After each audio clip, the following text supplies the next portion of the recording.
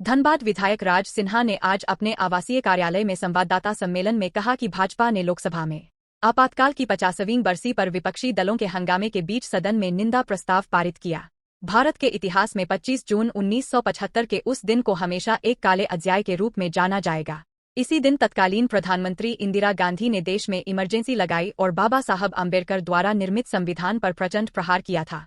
देश में आपातकाल लागू कर इंदिरा गांधी द्वारा देश पर तानाशाही थोप दी गई, भारत के लोकतांत्रिक मूल्यों को कुचला गया और अभिव्यक्ति की आज़ादी का गला घोंट दिया गया। इमरजेंसी के दौरान भारत के नागरिकों के अधिकार नष्ट कर दिए गए, नागरिकों से उनकी आज़ादी छीन ली गई। 1975 को देश के अंदर संवैधानिक मूल्यों को समाप्त करते हुए तत्कालीन प्रधानमंत्री इंदिरा गांधी जी ने अपने कुर्सी को बचाने के लिए देश के अंदर आपातकाल लागू किया, इमरजेंसी घोषित कर दिया गया।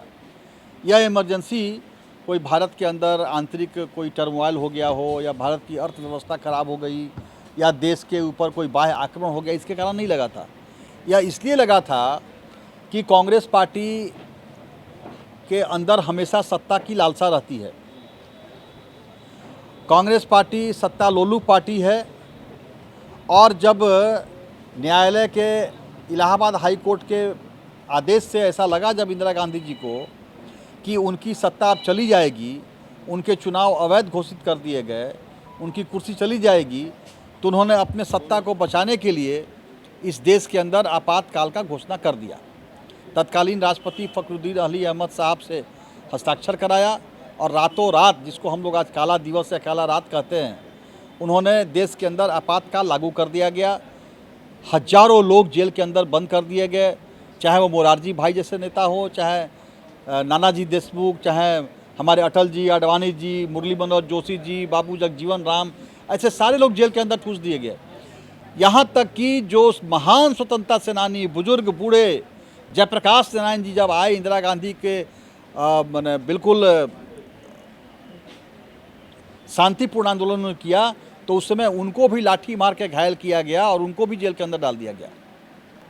तो यह लोकतांत्रिक मूल्यों का हनन करने का चरित्र शुरू से कांग्रेस पार्टी की रही है।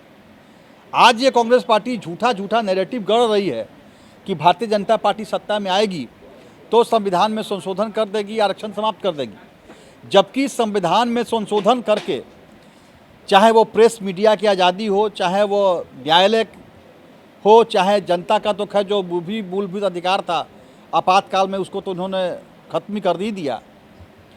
लेकिन यह 38, 39, 40, 41, 42 संशोधन, 5 संशोधन करके ये प्रेस मीडिया और न्यायालय की आज़ादी स्वतंत्रता को भी समाप्त कर दिया गया। शाहबानो केस में जब निर्णय आया माननीय न्यायालय का, तो उन्होंने संविधान में संशोधन करके मुस्लिम तुष्टीकरण, अल्पसंख्यक तुष्टीकरण की नीति के तहत उन्होंने न्यायालय के आदेश को बदल दिया। यह तो उदाहरण लगातार कांग्रेस का रहा है।